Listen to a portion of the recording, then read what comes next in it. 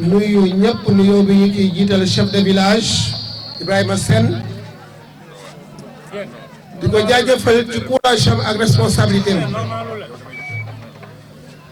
di nuyu notable Nianing yëpp ak sage yi su ma tuddee Pa Mignane Sarr ak les délégués de quartier mboolem kuy mag yaa ngi ci biir waaye di nuyu le coordonnateur de Nianing Modou Thiaw ak l'ensemble des membres de la coordination de Nianing di nuyu les conseillers municipaux en fonction di leen jaajëfal di kontaan ci seen teewaay bu baax di jaajëfal te di féliciter sunu camarade sunu collègue Jean-Marie Sarr mu nekk doomu Nianing gis ne lii mu soxla woon pour Nianing mébétoon ko pour Nianing ñoo ngi cey jéem lu ñu man mu bàyyi ay ambition mi yëpp ñëw ànd ak ñun ci liggéey bi Jean ñoo ngi lay féliciter di la jaajëfal pour ce courage politique pour cette honnêteté intellectuelle ñuy nuyu mbooleem kuy kilifa ku fi teew waaye nuyoo bi ci wàllu ñilaan ñu koy jëmale ci Badou mi nga xam ne mooy borom këram di ko balu àq Badou ñilaan mi kat fu ñu woote 3 heures du matin 4 heures du matin lu ne heure bu ne dina ko ñibbi si sa kër waaye mosoo cee posé wu ay questions da ngay xam ne il est avec nous pour la bonne cause donc ñoo ngi lay jéggalu waaye di la féliciter di nuyu sa famille yëpp sa grand frère bi ñëw ak mboolem les membres de ta famille di nuyu nag la panthère de Nianing.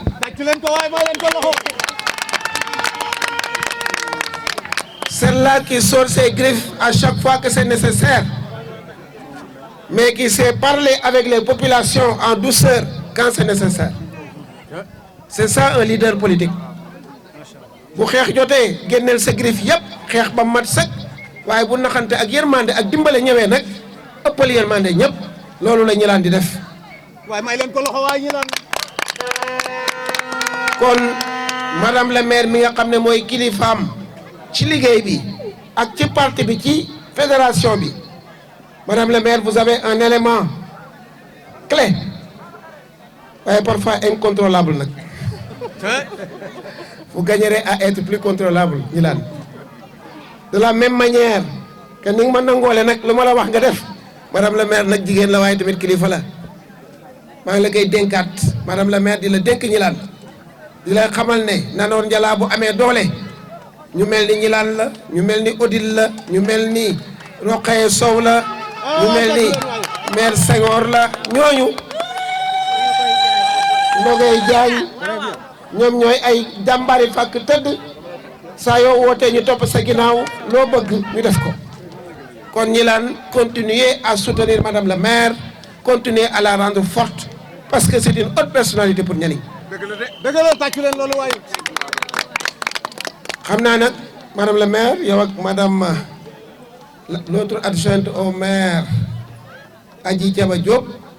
ak Odile ak Gane. tàccu leen soxna Thiaba waaye. on attend le meeting de Nianing Gorée. Inch'Allah. On attend le meeting de Diamaguène avec Odile. dëgg la waaye. On attend le meeting de Cité enseignant avec Abdou Sow.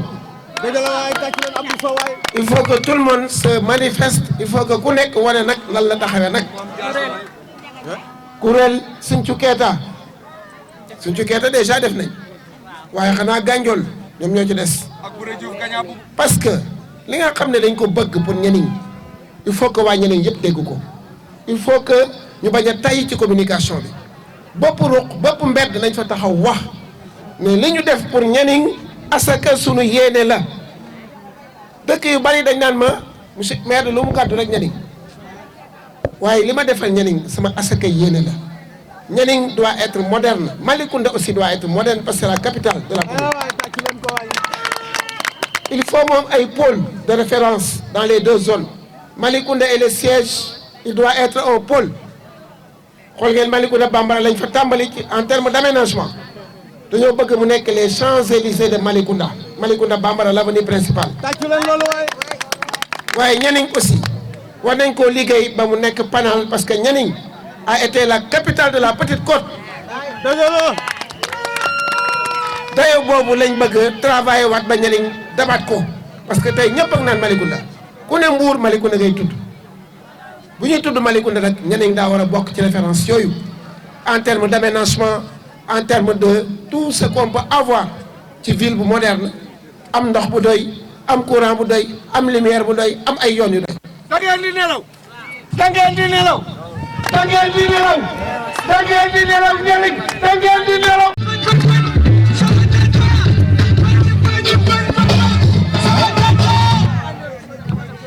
Donc, dans le nouveau mandat que nous demandons à la population ci mandat bu bees bii ñuy laaj dañoo bëgg ñu xam ne on veut créer des pôles Malicounda doit être un pôle développé attractif mais Nianing aussi doit être un pôle développé attractif parce qu'il polarise 11 villages ça c'est important ñu xam ko loolu nag pour ñu mën ko ça va être le mandat des grands projets comme ni ma amee habitude di ko wax Pointe Sarène doit être une référence au plan touristique. Rof doit abriter une zone économique spéciale. Comme ni Taxum ak Fandane war a abriter ay projets yu mag. On a une commune riche, diversifiée avec des terroirs tout aussi riches les uns que les autres. Commune Malicounda dafa nekk commune bu yaatu bari koom-koom bari potentialité. dëkk bu nekk am loo xam ne bu ñu ko fa développé commune bi yépp mën na dem ci kanam. kon loolu liggéey boobu lañ bëgg a entamer ci mandat bii di ñëw ba fu ndox war a dem fa ba mat sëkk courant fu mën a dem fa mat sëkk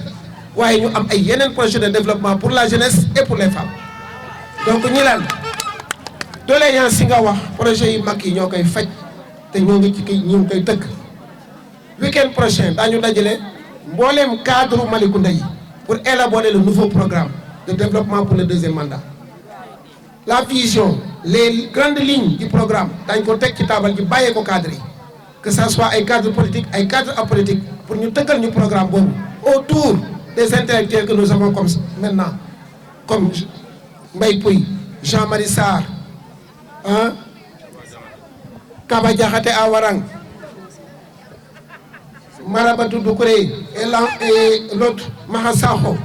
à Malicounda Bambara, Docteur Sissoko. Autant d'intellectuels, même à Nianing, on a recensé beaucoup d'intellectuels qui vont participer à liggéey boobu pour que ñun suñu vision bi ñu bëgg pour le deuxième mandat ñu dénk ko les cadres ñu tëgg ko jëppal ko conseil municipal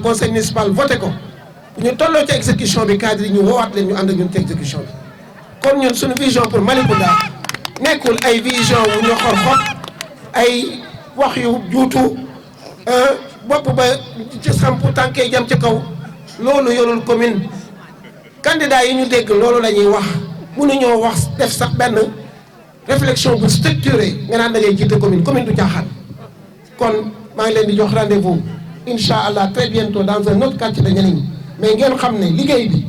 mooy ci biir koñ yi ci biir kër yi tàmbali leen proximité bi. bëgg naa balaa may del si Nianing monsieur le coordonnateur nga samp sa comité électoral comme ni ñu ko defee démb pour la commune.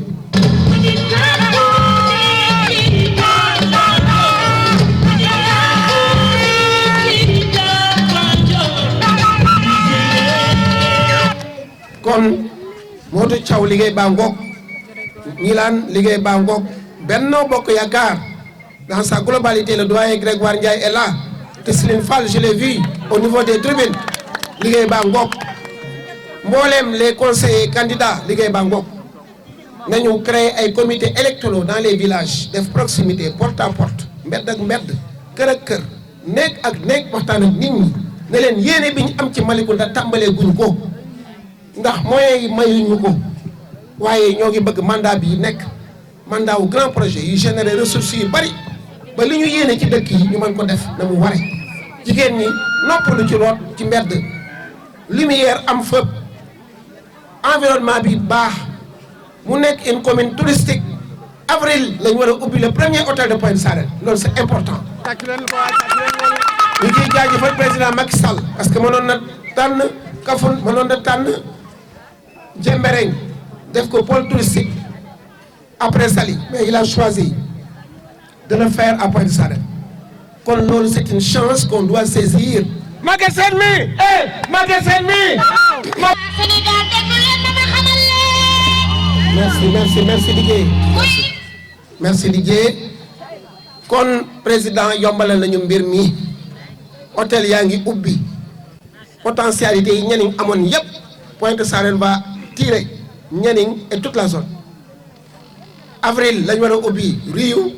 on a formé nos jeunes directeur des ressources humaines bu Riou au niveau international était venu il y a de cela une semaine ici ñëw na ci école bi xam na qualité xale yi incha allah daañu liggéey ak moom xale yi daañu am liggéey daañu continuer di former di encadrer jeunesse bi di encadrer famille di encadrer population bi maa ngi sant ñëpp di gërëm ñëpp di wax asalaamaaleykum wa rahmatulah